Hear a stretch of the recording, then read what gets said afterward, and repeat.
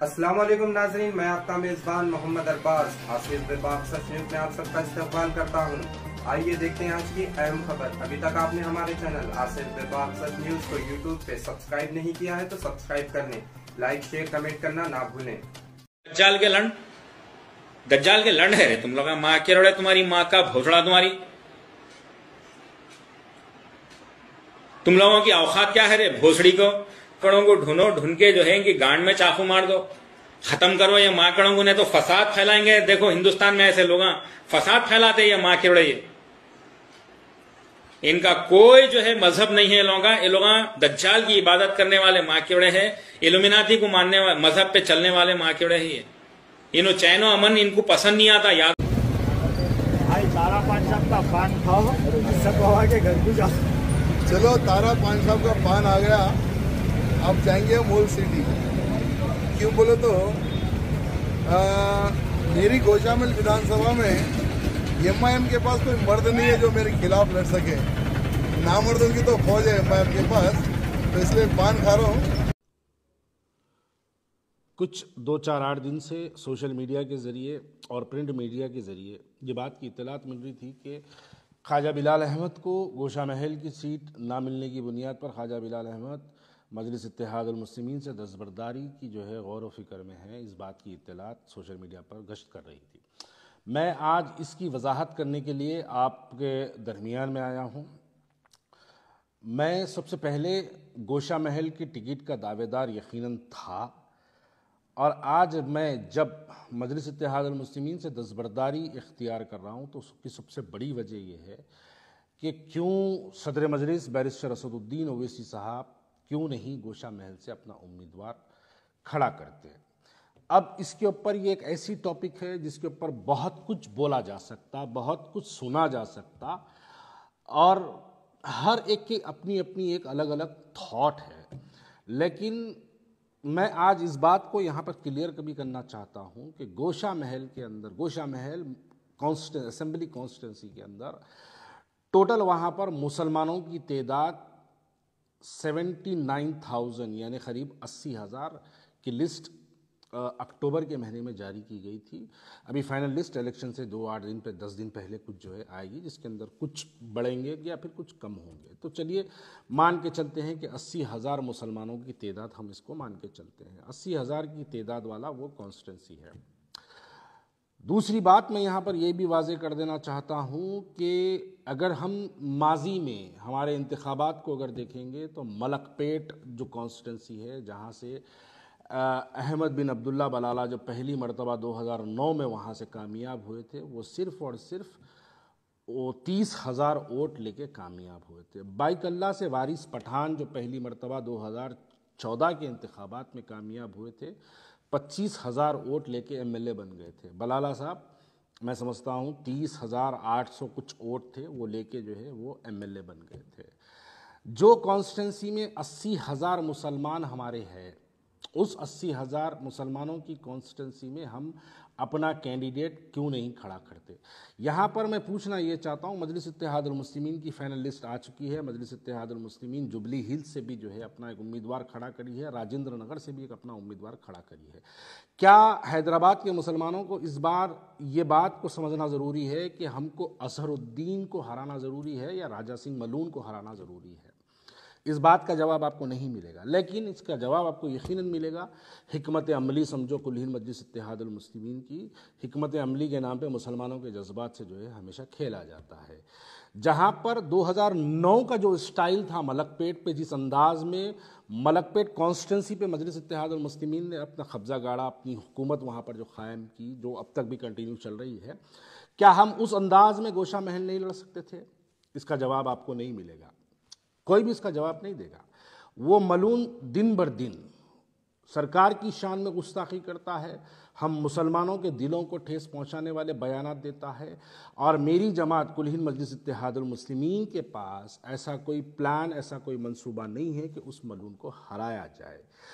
क्योंकि ये तमाम लोग जानते हैं कि मैं कांग्रेस से जब मजलिस इत्तेहादुल मुस्लिमीन में दोबारा शमूलियत इख्तियार किया था, जब बैरिस्टर असदुद्दीन ओवैसी साहब ने ये बात को हमको कहा था कि आइए भारतीय जनता पार्टी को हराने के लिए आप हमारा साथ दीजिए, शायद लोगों को याद नहीं है, लेकिन हैदराबाद के लोगों का हाफिज़ा भी बड़ा कमज़ोर होता है।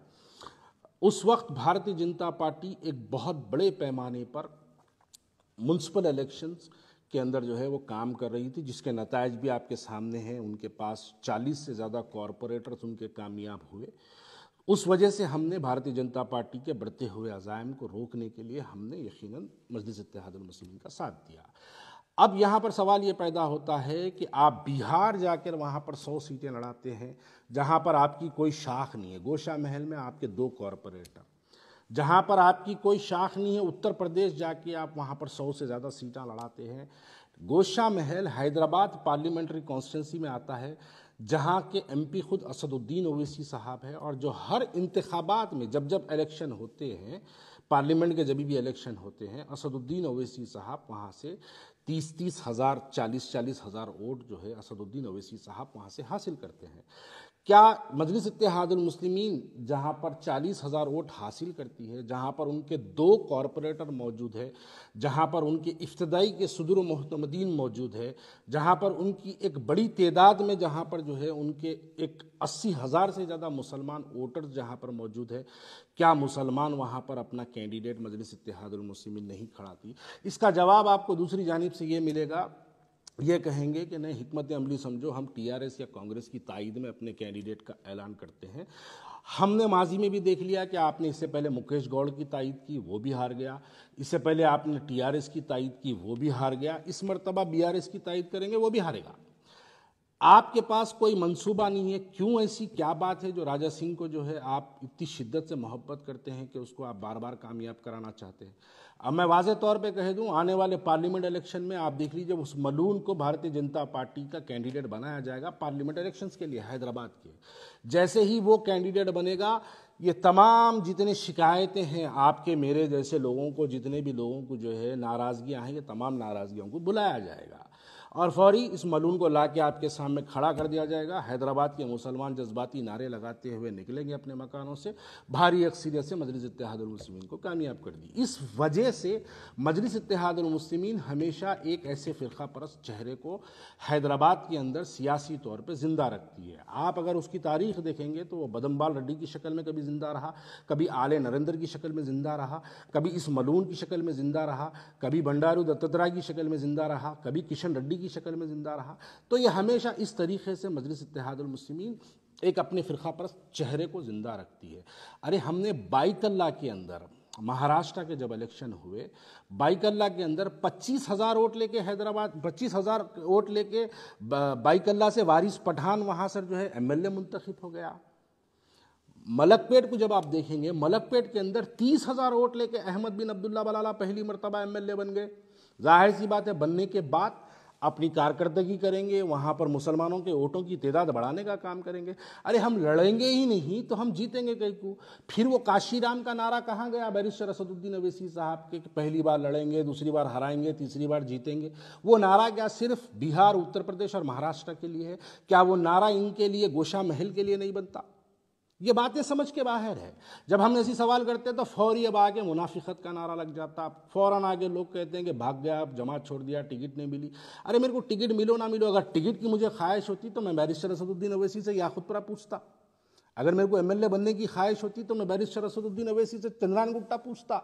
अगर मुझे MLA बनने की ख्वाहिश होती तो मैं बैरिस्टर असदुद्दीन से चार मीनार पूछता। मैं क्यों बैरिस्टर असदुद्दीन ओवैसी साहब से मैंने क्यों गोशा महल पूछा? मैंने उनसे गोशा महल इसलिए पूछा कि उस मलून को उसकी भाषा में, उसकी ज़बान में जिस तरीके से आप वो हमारे दिलों को तकलीफ पहुंचाता है। सियासी जमहूरियत है, जमहूरियत में हमको मौका मिलता है, मौके के तहत हम जाके उसको उसकी भाषा में ज़बान देते और मुसलमानों के इत्तेहाद का मुजाहरा करके हम उसको बता के आते। लेकिन नहीं, उसको सियासी तौर पे ज़िंदा रखना है, इस वास्ते वहाँ पर उसको कामयाब होने के लिए फ्री वॉक दिया जाता है। 3 इलेक्शन में उसको फ्री वॉक दिया था। आप सवाल करिए बैरिस्टर असदुद्दीन ओवैसी साहब के पास कि क्या मनसूबा है बैरिस्टर असदुद्दीन ओवैसी साहब के पास राजा सिंह को जो है गोशा महल से रोकने के लिए? कोई जवाब नहीं मिलेगा आपको उसका।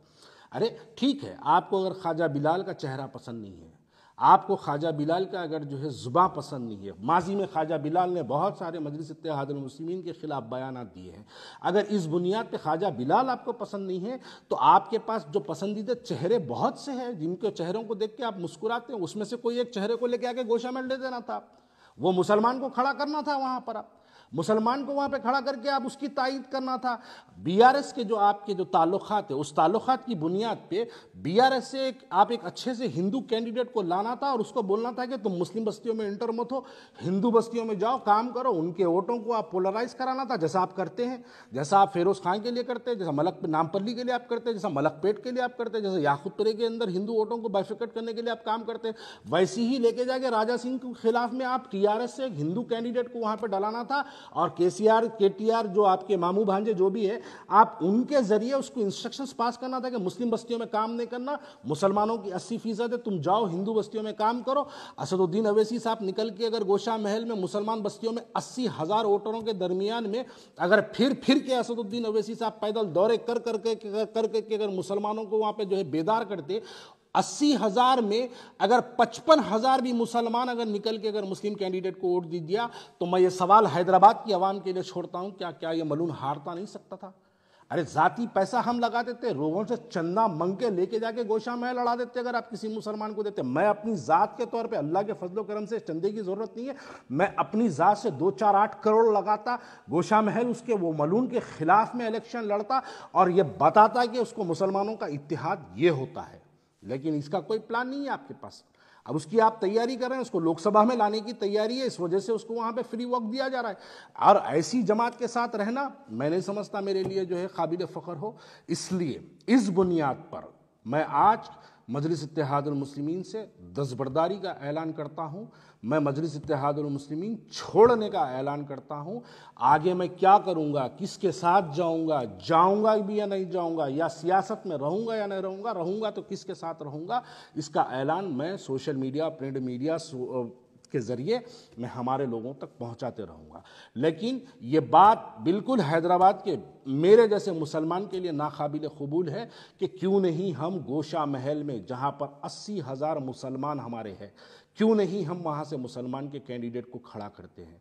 क्यों नहीं हम बीआरएस का इस्तेमाल करके, टीआरएस का इस्तेमाल करके हम क्यों नहीं वहाँ पर जो है हिंदू वोटों के अंदर जो है हम बाइफिकेट करने का काम करते और मुसलमानों में इत्तेहाद का नारा लगा के हम मुसलमानों को घरों से निकालते और इस मलून के खिलाफ मुसलमान एक तौर पर, मैं समझता हूं अगर हम मुसलमानों के अंदर अगर निकल के अगर जो है हम पैदल दौरे करते, उनके छोटे छोटे ग्रुप मिसिंग करते, तो घरों से चुमटियों की तरह मुसलमान निकल कर जो है पोलिंग के दिन अपने वोटों का मुजाहरा करते और ये मलून हारता।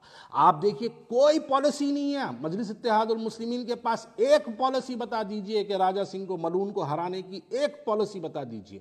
नहीं, उसको सियासी तौर पे जिंदा रखना चाहते हैं। और ऐसी जमात जो इस गुस्ताख रसूल को जिंदा रखना चाहते हैं, बाखुदा ऐसी जमात के साथ मैं रहना मुनासिब नहीं समझता हूं। इसलिए आज मैं कुल हिंद मजलिस इत्तेहादुल मुस्लिमीन से अपना दस्तबरदारी का ऐलान करता हूं। शुक्रिया।